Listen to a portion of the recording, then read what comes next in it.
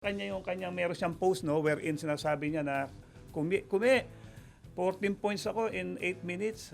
Bigla mo akong tinrown out, sinira mo laro ko, isang technical foul lang, tinapon mo ko. Yan, parang bigyan mo chance ang bawat nangangarap. Parang gano'n eh.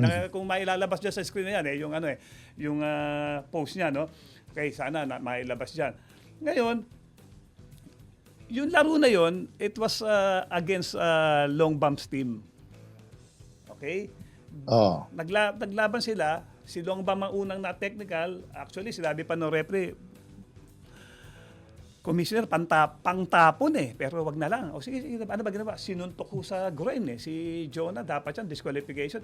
Inannounce po ko na lang. O sige, balik, palarin mo na. Panoorin nyo na lang. Basta tignan nyo kung mayroong mga untoward incident na mangyayari.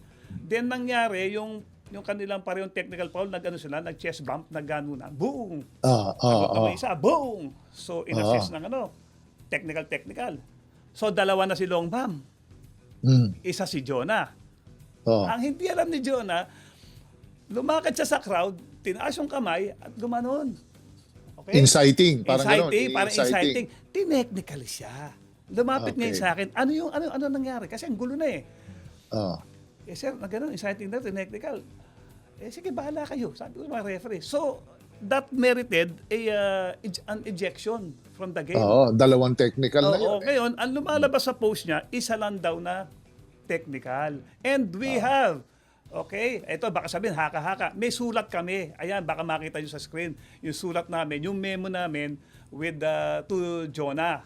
Okay? Kung may ilalagay sa screen yung aming memo, kay Jonah, naka-address kay Mr. Monching Talisayon. Ayan, makibasa lang po. Ayan, dalawang technical foul. Okay? As opposed to his kaya sinasabi na isa lang. Hindi ko kayang gawin yun kasi sumusunod tayo sa ulang PIBA. Alam ka naman isang technical, itapong ko. Powerful tayo sa PIBA. Tayo, papatupad lang ng rules. Okay? Nakadalawang technical. Ewan ko kung ba't di niya naisip yun. Ngayon, after nun, wala naman siyang suspension eh. Kasi yun lang yun, ejection lang. The next game, ito maganda. Ito. Personal experience to. Personal experience. Pinatawag ko. Naglalaro kami sa Marikina. So, sa likod doon, Marikina Oval. Di ba?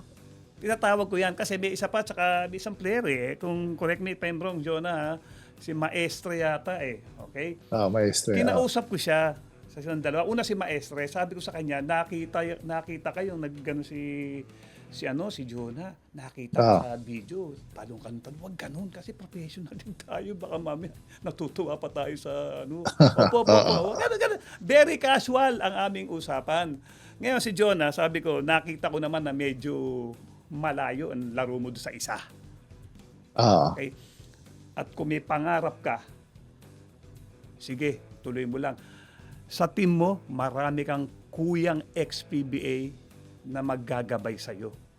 At meron kang matibay na coach. Okay? Tataboyet. Na tuturo sa'yo para matupad mo. Pasalamat nga sa akin eh. Basta, iwas lang sa antics. Kasi professional to. Yun lang. Doon nagtapos yung usapan. After all, hindi ko na alam. Nagtuloy-tuloy. Natapos ang PSL. Okay? Ito na ngayon, nangyari na lumalabas na itong isang issue ito. Clear lang natin po mga katalakas na pinalaro ko. Tapos si Jonah nga na sinira ko raw. Hindi ko sinira, Jonah. Kung maganda nilalaro mo, sana nung time na yon 14 points, 8 in 8 minutes, sana you kept your composure, you kept your cool para hindi ka na-assess ng second technical foul. 'Di ba? Na nag-eject sa'yo. So, ang sa usapin na simpleng usapin,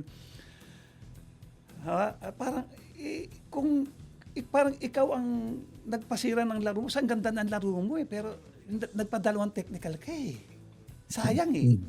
Diba? Sana nagtuloy-tuloy. Wala akong magagawa kasi we're playing within the rules. Diba? Yes, correct. Diba? So yun ang nangyari. Okay. So sana yan pong dalawang issue niyan, Jonah, and pinalukso ba, isahan ay may class dismiss na ho natin ngayon. Kasi tapos na yan. Actually, napaliwanag ko na yan last time.